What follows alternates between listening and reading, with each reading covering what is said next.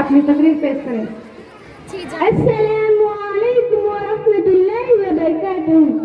الحمد للہ رب العالمین والصلاة والسلام علی سید المرسلین وعلی آلہ وصحبہ اجمعین، اما بعد فاعوذ باللہ من الشیطان الرجیم، بسم اللہ الرحمن الرحیم۔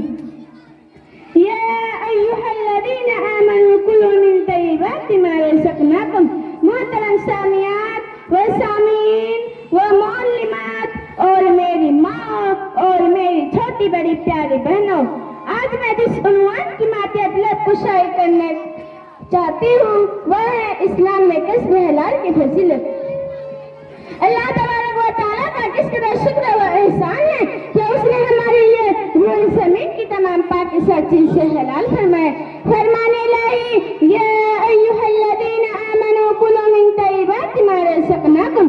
مومنہ ہمارے عطا کردہ اور پاکیزہ چیزیں کھاؤ۔ دوسری جگہ فرمایا کلوا مما فی الارض حلالا طیبا، زمین میں جو بھی حلال اور پاکیزہ ہے کھاؤ۔ پتہ یہ چلا کہ روح زمین کی حلال اشیاء بلا تردد کھائی جا سکتی ہے، صرف وہی چیزیں کھانا حرام ہے جن کو شریعت نے حرام بتلایا ہے۔ اس کے علاوہ دریا اگر حرام ہو، کمانے کی طریقہ اگر غلط ہو، چوری بےایمانی لوٹ گھسوٹ کے رکھنا پیش رکھنے سے جو بھی چیزیں حاصل ہو وہ سب حرام ہے، اور نہ صرف حرام ہے بلکہ اگر ایسی کمائی استعمال میں لائی جائے اور ساتھ ہی خوب عبادتیں کی جائے، ڈھیر سارے نماز سے انجام دی جائے، متعدد حج اور عمرہ کا شرف حاصل کر لیا جائے، تب بھی انسان فلاح و کامرانی کے قریب بھی نہیں جا سکتا، بلکہ اس کی ساری محنت اور عبادت وہی عادت رہے گی اور بیکار جائے گی۔ ایک حدیث میں جو کہ صحیح مسلم کی روایت ہے، رسول اکرم صلی اللہ علیہ وسلم ارشاد فرماتے ہیں کہ ایک آدمی طویل سفر کر کے ایک مقدس مقام پر جاتا ہے اور اپنے ہاتھوں کو پھیلا کر اے میرے رب کرتا ہے، حالانکہ اس کا کھانا پینا لباس اور پرورش سب حرام غذا سے حاصل ہوتی ہے، تو بھلا ایسے شخص کی دعا کہاں سے اور کیا قبول کی جا سکتی ہے؟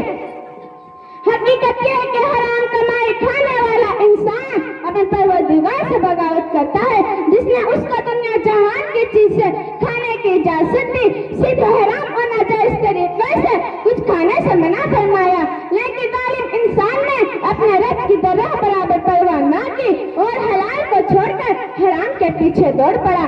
میری ماں اور بہنوں، حرام کمائی تو کھانے اور پینے سے ہمارے دین میں منع ہی کیا گیا ہے، اور ساتھ ہی مفت کی کمائی سے، کسی کے آگے ہاتھ پھیلانے سے، غداری اور بھیک مانگنے سے بھی مذہب اسلام میں سختی سے روکا گیا ہے۔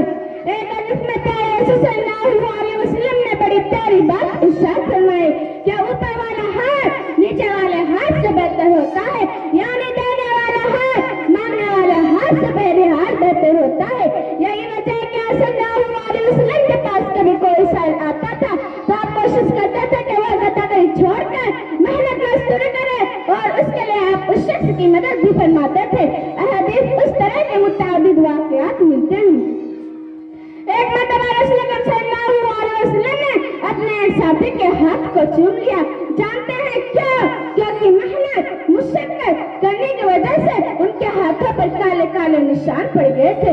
یہ بھی اہمیت رسول اکرم صلی اللہ علیہ وسلم کی نگاہوں میں محنت سے کام کرنے اور کھانے والے کی حرام کمائی سے صلی اللہ علیہ وسلم کا اس قدر بغض تھا کہ صلی اللہ علیہ وسلم اکثر یہ دعا کیا کرتے تھے کہ اللہم اغنینی بحلالک اور حرامک، یا اللہ تو مجھے حلال روزی اس قدر مہیا فرما کہ میں حرام سے بے نیاز ہو جاؤں۔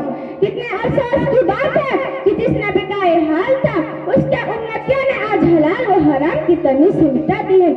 ہر طرح کے جائز و ناجائز دھندے مسلمانوں میں ہو رہے ہیں اور ساتھ ہی خوب عبادتیں بھی کی جا رہی ہے، لیکن آپ انصاف سے بتائیں کیا حرام کمائی کھانے کے بعد ہماری دعائیں اور عبادتیں قبول ہیں؟ اللہ تعالیٰ سے یہ دعا کہ ہمیں حلال کمائی پر ثابت قدم رکھے، آمین۔ السلام علیکم۔